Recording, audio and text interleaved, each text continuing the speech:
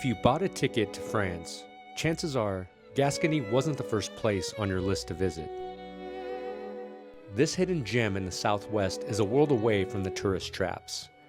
Think lush farmlands, rolling hills, and a rustic charm that whispers stories of the past. It's also the birthplace of Armagnac, the oldest French spirit and frankly, a more soulful cousin of cognac. Yes, I'll clarify my reasoning in later videos, but for now, let us wander through the subregions where these Armagnac grapes thrive, chatting it up with the Spheric Spirits team and my good friends at Mason Orient.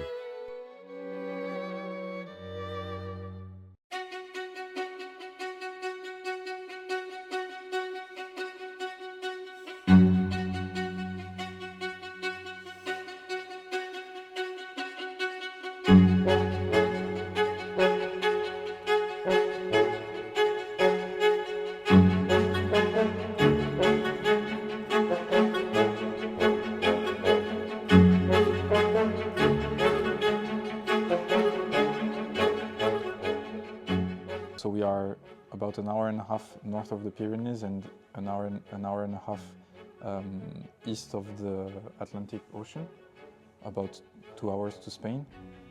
So you have three regions: Armagnac, Tenares, and Bas-Armagnac.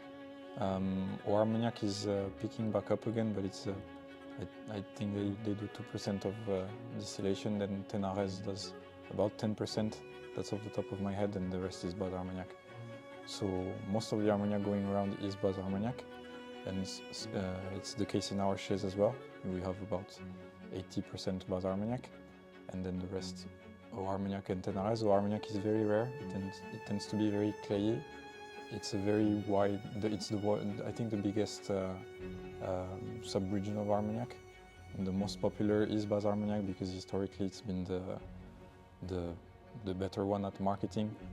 Farms in Bas-Armagnac have only been doing Armagnac. They have specialized in Armagnac very early on, whereas Tenares farms, they would typically have cows, have cereals, also make wine and all these things.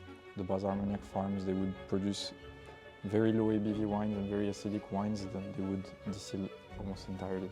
So Bas-Armagnac has grown to be more famous and still is today. We often get asked Bas-Armagnac specifically. Yeah, so that's the sub-regions.